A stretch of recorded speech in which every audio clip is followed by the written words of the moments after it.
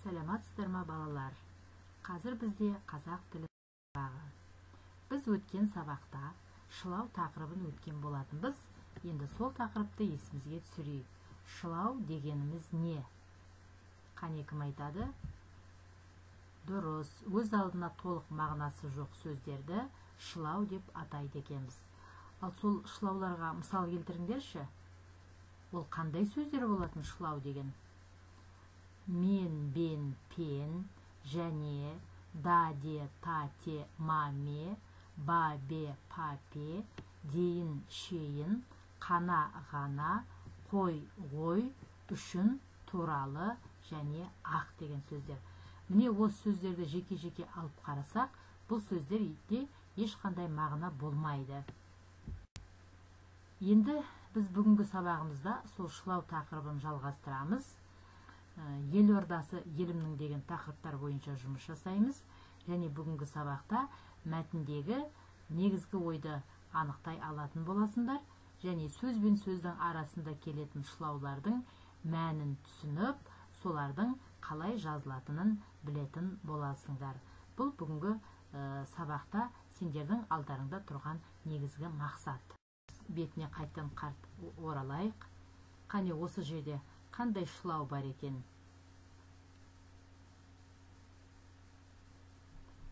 Дұрыс айтасыңдар, келісімен ақ, яғни екінші азат жолда ақ деген шылау бар. Келесі бетті көрейік. Қане іздейміз, ойланыңдар. Пе деген мінекей үшінші жолда тұр, е? Ойын билеген баланы көріп бедіңіз дегенде пе деген шылау бар. Және оның астындағы жолда тамақ ішу керектігін де ұмытады екен дегенде де деген шылау бар. Сонымен қатар соңғы азат жолға мән берейік. Соңғы азат жолдың екінші жолында ақ деген шылау бар.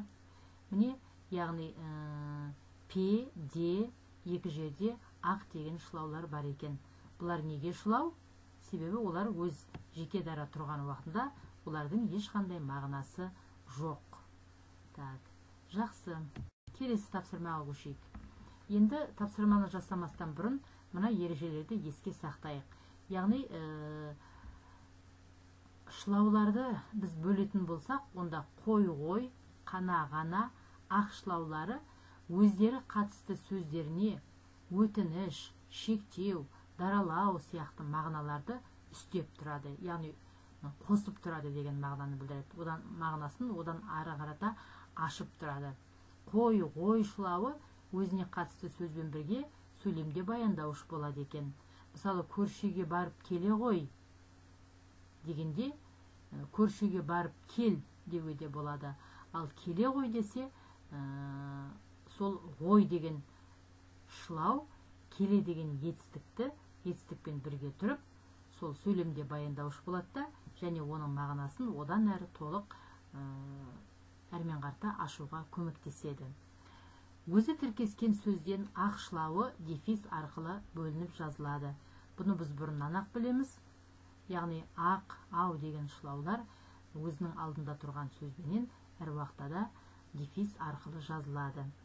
Ма, ме, ба, бе, па, пе шылаулары өздері қатысты сөздерге сұраулық мағына береді. Және бұл негізінен сөйлем құраған уақытында бұл шылаулар бар сөйлемдер негізінен сұраулы сөйлем болады да, соңына сұрау белгісі қойылады.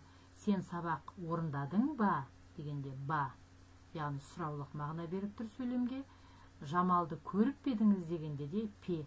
Бұл шылау, себебі өз алдына жеке дара мағынасы болмайды, тек өздері қатысты сөздерге ғана сұраулық мағына беріп, сөйлемнің соңында сұрау белгісі қойылып тұр. Осы ережені жақсылап тұрып жаттап аласыңдар. Бұл әрі үй тапсырмасы болып есептеледі. Енді әрмен қарата тапсырмаларды орындайық. 27-ші тапсырма. Көп нүктенің орнына тиісті шылауды қойып, сөйлемдерді көшіріп жазыңдар. Бірінші сөйлемді оқып шығайық. Ол өз ойын бірден айтқан. Бұл жерде қандай шылау болуы мүмкін? Дұрыс айтасыңдар, бірден ақ айтқан. Ақ шылауы болады. Күн ашық, мына екінші, үшінші және төртінші сөйлемдерді қарап тұрсаңдар, бұл сөйлемдердің соңында сұрау белгісі қойылып тұр. Олай болса, бұл жерде маме, бабе, папе деген шылаулардың біреуі қойылуы мүмкін. Мысалы, күн ашық, па. Екінші келесі сөйлем, жер көктеді, ме. Төртінші сөйлем, құстар туған жерге оралды, ма. Яғни бұл жердегі па, ме, ма деген шылау, себебі өз алдына олар мағына бермейді, және сөйлемге сұраулық мағына, қосымша мағына беріп тұр. Және сөйлемнің соңында тыныс белгісіне де назар аударыңдар. Бұлар көбіне сұраулы сөйлем болып келеді. Өздері қатысты, сонда осы тұрған шылаудың барлығы емес, па, ма, ме өздері қатысты сөздерге сұраулық мағына беріп тұрады. Ал ақ деген шылау алдындағы сөзбенен дефис арқылы жазылады. Келесі тапсырмаға көшейік.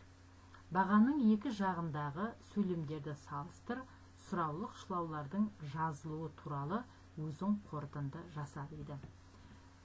Енді екі жақты салыстыра отырып қазір талдайық. Бірінші сөйлем, киіміңе мақтанба. Сен мына кітапты оқыдың ба? Енді осы екі сөйлемдегі етістіктерге мән берейік. Киіміңе не істеме, мақтанба. Яғни етістік баға аяқталады. Келесі, сен мына кітапты не істедің бе, оқыдың ба? Бұл жерде де ба бар. Бірақ қарап отырсаңдар, екеуінің айырмашылығы неде? Екеуінің айырмашылығы бірінші бағандағы ба етістікпенен бірге жазылғанда, ал екінші бағандағы ба бұл бөлек жазылған. Осының сырын қалай түсіндіруге болады? Қане өздерің ойланып көріңдер. Мақтанба деген бұл етістік, жаңа айттық, я? Қандай етістік екенін біліп тұрсыңдар, бұл болымсыз етістік. Сонда болымды етістігіміз мақтан, оған ба деген қосымша жалғанып тұрған уақытта, ал екінші сөйлемде оқыдың ба дегенде ба бөлек жазылып тұр. Себебі бұл шылау екен. Екінші сөйлемді көрейік. Бір істі бастасаң, аяқсыз тастама. Сабақ басталды ма? Бұл жерде маға назар аударамыз. Бірінші бағандағы ма не екен, және екінші бағандағы ма не екен. Екеуінің айырмашылығы, бірінші бағандағы ма етістікпен бірге жазылып тұр да, екінші бағандағы бөлек жазылып тұр. Үшінші сөйлемді көрейік. Ешқашан өтірік айтпа. Ол сабағын оқып па? Бұл жерде де солай. Яғни па бірінші бағанда бірге жазылып тұр, екінші бағанда бөлек жазылып тұр. Кісіге қарап күлме. Ол Айгүлді көрді ме? Бұл жерде ме. Бірінші бағанда бірге жазылып тұр, екінші бағанда бөлек жазылып тұр. Енді осының сыры неде? Яғни қай бағандағы ба, ма, па, ме шылау деп ойлайсыңдар? Дұрыс айтасыңдар, екінші бағандағы, я? Себебі шылау ешқандай да өзара жеке дара тұрған уақытында бұл мағынасы жоқ сөздер. Ал мақтанба, тастама, айтпа, күлме дегендер, бұлар белгілі бір сұраққа жауап беріп, сөйлем мүшесі болып тұр. Бұл болымсыз, сөз табынан талдайтын болсақ, бұл болымсыз етістік. Яғни етістікке маме, бабе, папе жалғауларының жалғануы арқылы болымсыз етістік жасалып тұр.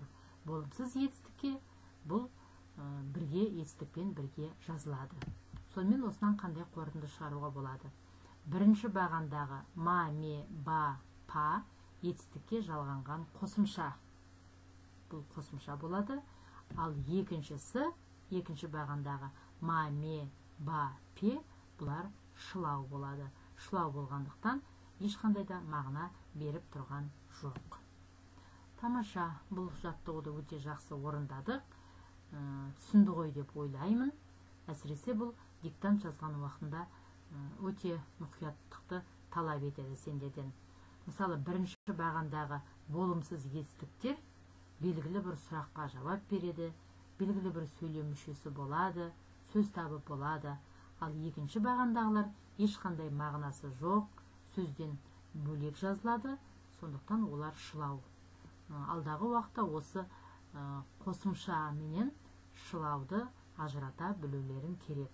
Бұл бүгінгі сабақтағы алатын ең негізгі мәселе осы. Келесі тапсырманы көрейік. Жер су атауларын оларға тән нысандармен түйістіру арқылы жұмбақталған сөзді тауып көр.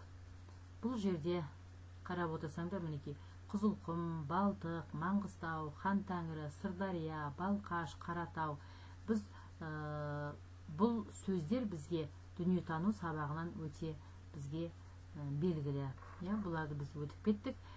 Жер бедері деген тақырыпты өттік. Сол жер бедері деген тақырыптың ішінде көл, тау, теңіз, түбек, оның алдында өзен, көлдерді де өтіп кеттік.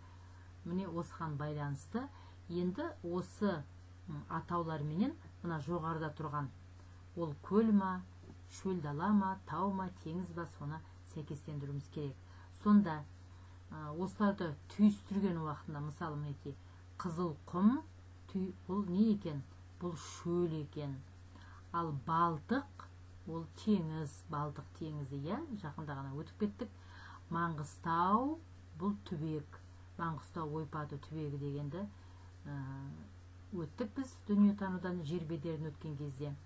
Енді Хан Тәңірі, Хан Тәңірі бұл ең биік шың деп айттық. Мінекей, биік шыңдардың бірі Хан Тәңірі.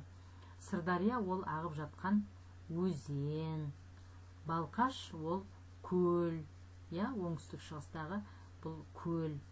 Бұл туралы біз өтіп кеттік. Және Қаратау, біз тауларды өткен уақытта өттік, бұл тау. Міне осыларды мұна тұрған, яғни сол жақтағы жер су атаулары, ал мұна жоғарыда тұрған оларға тән нысандар, осымен түйістірген уақытында мұна қызыл әріптерден қандай сөз шығады. Яғни жұмбақталған сөзді табуымыз керек. Қане ойланамыз, қандай сөз шығуы мүмкін? Бірінші Б дұрыс, екінші ол О, Бо, Л, А, Бо, Ла, бесінші жол Ш, алтыншы Ша, одан кейін Қ, шақ. Сонда бізде қандай сөз шығады? Түйістірген кезде болашақ деген сөз шығады. Тапқан сөзіңді тақырып етіп алып, әңгімеле дейді. Яғни осы тақырыпқа үйден әңгіме құрастырасыңдар. Болашақ деген сөзді қатыстыра отырып. Енді бүгінгі тақырыпты мен ойлаймын, сендер түсінді ғой деп ойлаймын. Келесі сабақта осы тақырыпты тағы да тереңірек өтіп, не себепті маме, бабе, папе сөзбенен, яғни етістікпен бірге жазылады, қай кездерде бөлек жазылады, соның ережесін біз келесі сабақта кәдімгі тақырып етіп өтеміз. Бүгін соған алдын ала жаттығулар жасадық. Олай болатын болса, біз бүгінгі сабағымыздың тақырыбын аяқтадық, тапсырмаларын жасадық. Үйден енді сендер 113 бетте шылау дегеніміз не, және шылаудың бөлген уақытындағы әрбір шылаудың қандай атқаратын қызметі бар. Сол туралы 115 бетте ереже бар. Сол екі ережені тағы да жақсылап тұрып жаттайсыңдар. Сосын нөмірі 17-де 1 тестін классрумнан жасап, қайтадан мұғалімге сол классрум арқылы тапсырасыңдар. Егер басқа сұрақтарың болмаса, сабақ аяқталды. Аман есен кездескенше сау болыңдар.